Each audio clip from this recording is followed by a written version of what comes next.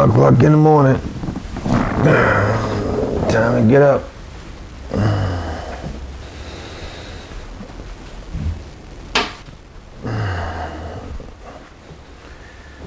Time to begin my day. Tuesday, October 5th, 5 o'clock in the morning. Time to hit the grind. Start my day off every morning with the prayer.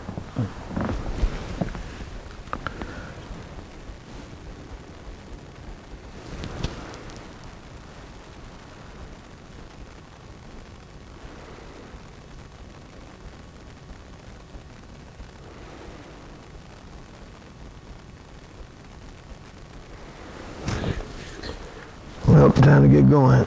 Okay, here we go.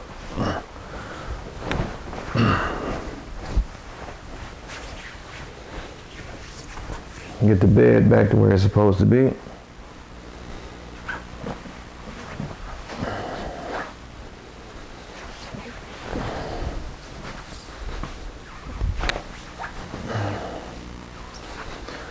That way it looks nice and neat when I come home, my new home, each and every day.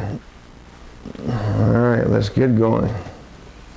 First order of business is to the bathroom, to shower, and get ready for my day. So I'm going to go in here and get myself all cleaned up. See you in a little bit. So why this video documentary? Well, I'm going through what I call my triangle of change, which is occurring in my life right now. One being I am separated from my wife legally. Number two, I'm working in a production manufacturing job, or environment rather, versus a corporate / professional environment, which I've been accustomed to for a number of years. And three, I'm living with my retired dad for the time being. And this is all as a result of, well, not directly, but indirectly, result of the economic downturn, some changes, again, that have been occurring in my life. And this video documentary is a way for me to show how I'm addressing these issues in a positive manner. Overcoming adversity. Here I am at the age of 51. Life is unpredictable, and there are things occurring that are out of my control, and how I'm responding to those things is what I want to capture in this video, which is a form of therapy for me. And I want to use it as, again, a positive way to hopefully inspire others that you can make a change and adjust and adapt to your environment and make it positive. And this is what I'm doing daily, my routine I'm going through right now, and want to share with others. So here we go.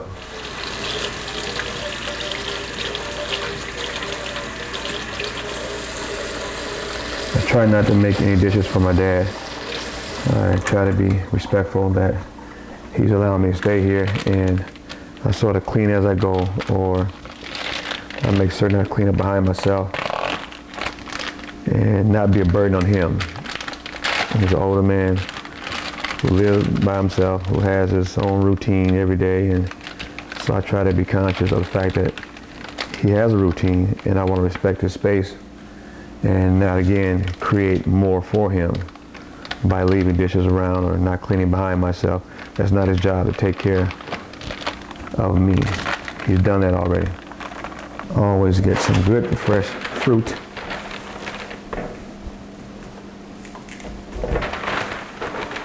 Today it will be a peach and a banana. We usually have 2 10-minute breaks and a 40-minute lunch. And at break time, I'll probably eat one of these. I usually get hungry in the morning after the first 2 hours, so I'll grab a fruit.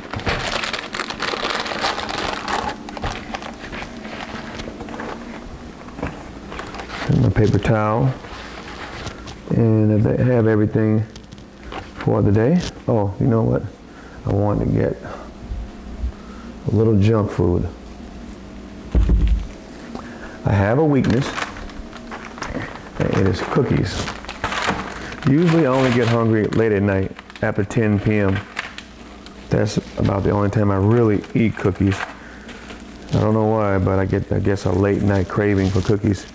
But occasionally I'll take them for lunch to nibble on again during break time. So today I'll have my favorite, which are Oreos.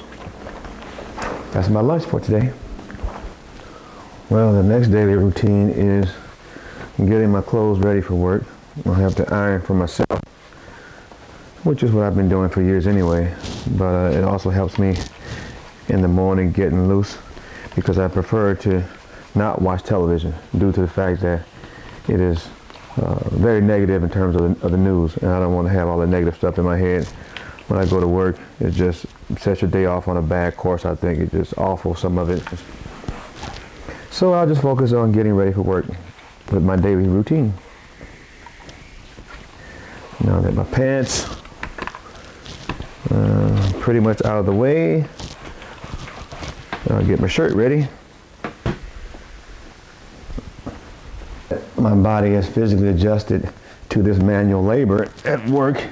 Another routine I've incorporated in my daily regimen has been sit-ups. I do 50 sit-ups per morning until I can increase it back to 100.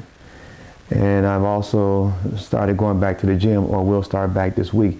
It's been a month and I needed that much time to get my body together.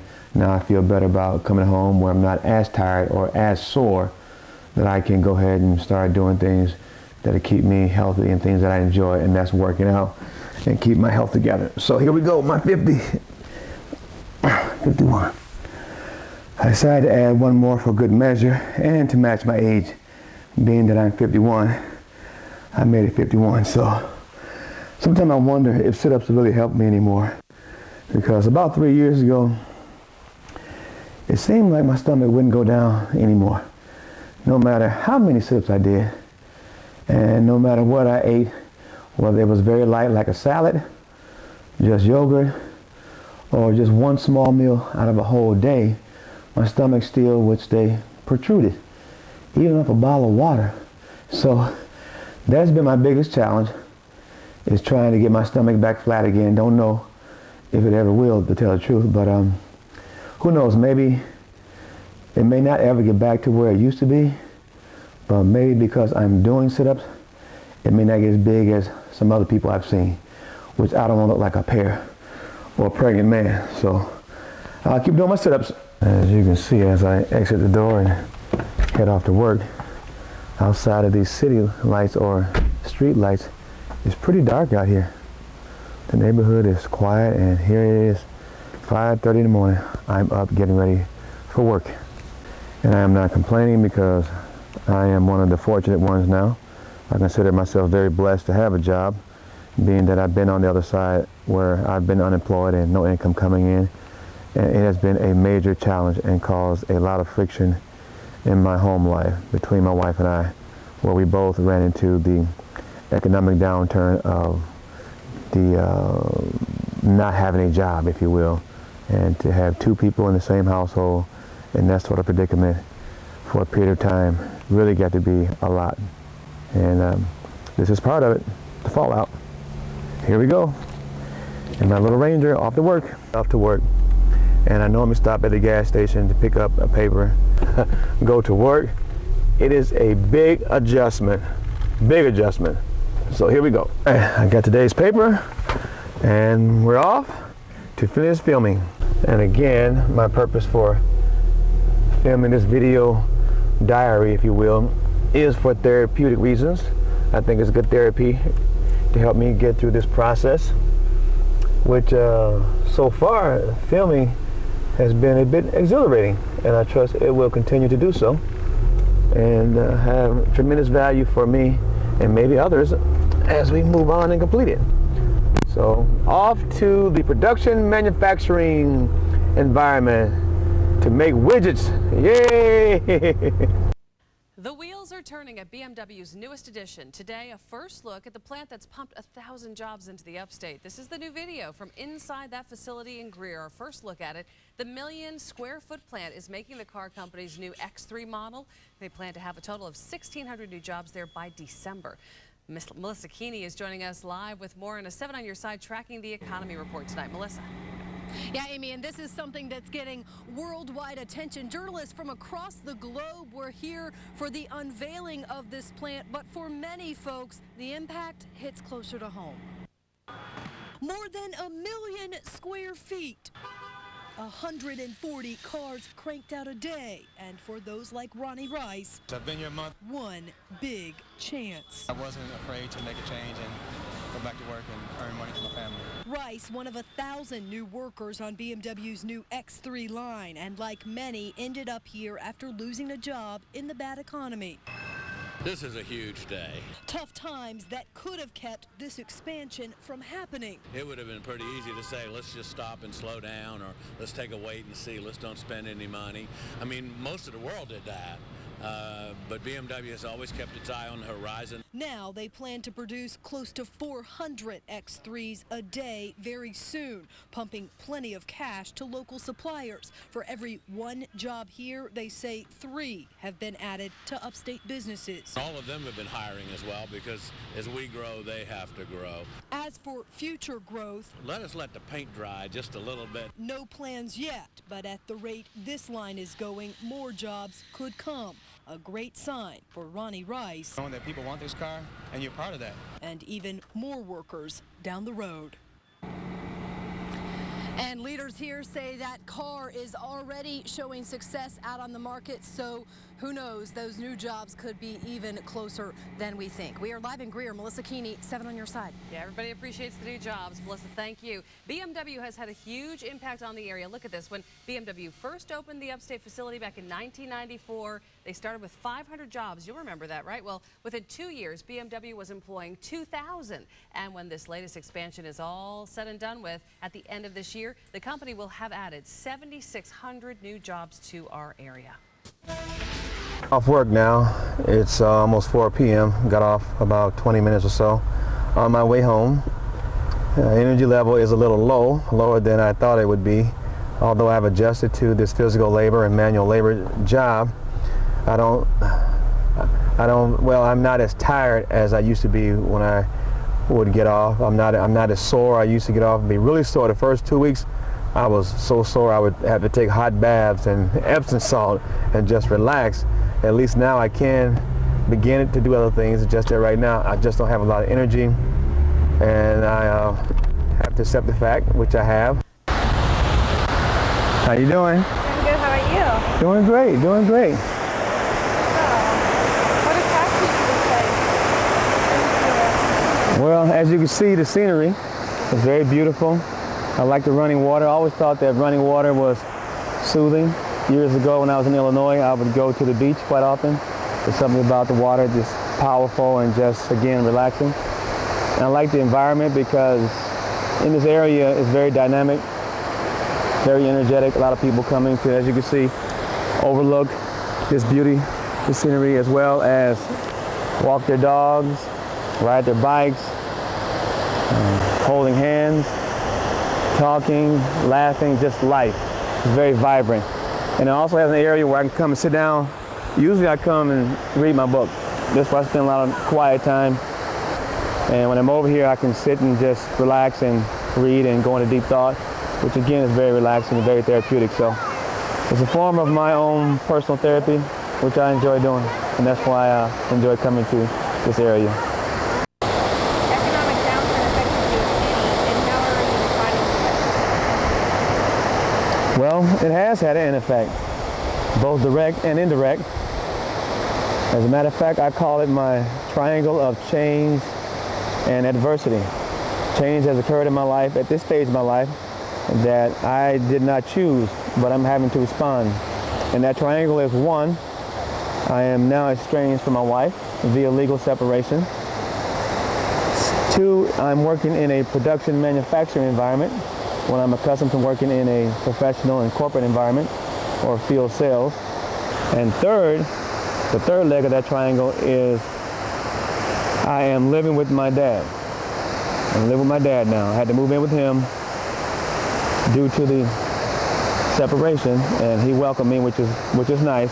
He's a retired gentleman, living alone, but again, he gave me a chance to live with him. So adjusting to that type of lifestyle when you're 51 years of age and you should be enjoying life and doing things you want to do at this stage after working so many years and investing in your children and preparing them for life, and now I find myself living with my dad. And again, those changes have occurred as a result of a number of things. One being that, like any other relationship, we've had our challenges, and I won't go into too much in terms of what caused all that, this separation. I don't want to delve too far into that, even legally. I can't, and I won't. I respect her and still love her. But we've had our challenges over the years, and now I think because of the fact that I was between jobs, and she also was laid off, first time in her life at the age of 50, and that has impacted us. I think having 2 people in the home for a period of time, a lot of friction built up. You and your wife were together for 33 years and married 25. From the union, the two of you have produced 3 lovely, successful, and intelligent children. You are now empty nesters, 51 years old, and at a stage in your life where you should be enjoying togetherness with one another. Instead, you are legally separated. Tell me what led to this and how are you coping? Well, I'm not at liberty to say exactly all the details in regards to what led to it, but what I will share with you is how I'm coping with this. I'm coping with it by doing positive things. One of the things is filming this video documentary is a form of therapy for me. It gives me a chance to express how I feel because, again, these are major changes in my life. Separation, a job change, which has come full circle from, again, manufacturing is where I began my career after high school, and here it is now when I should be excelling and ascending. I am in an area where I've made a change that if I had my choice, I wouldn't have chosen to be back in a manufacturing environment, but we'll address that in a few minutes. So these major changes have occurred, and I'm responding in a way that this video documentary is a sort of a healing, if you will. I have a lot of things I do in my life I enjoy, such as working out. I enjoy, again, coming here, reading is big for me. It's my yoga, as I said earlier. I enjoy hanging out with friends. Hanging out meaning I like to go to dinner with some of my buddies and go to a sports bar and watch the football games. I enjoy following my son, who plays football for one. My oldest daughter, who also has a, well, not also, but has a son. I enjoy being with her and with him. And also my middle daughter, who I visited last week, who was in college pursuing her degree in biology and in chemistry. So those kids are a lot of fun, the 3 that my wife and I have produced together. And that's a large part of my life, which I enjoy doing on a day-to-day basis. And just, again, pursuing goals. I write a lot of goals for myself, 30, 60, 90-day goals in various areas, which I'll cover, hopefully. And that keeps me going. It keeps me motivated. It keeps me driven. I'm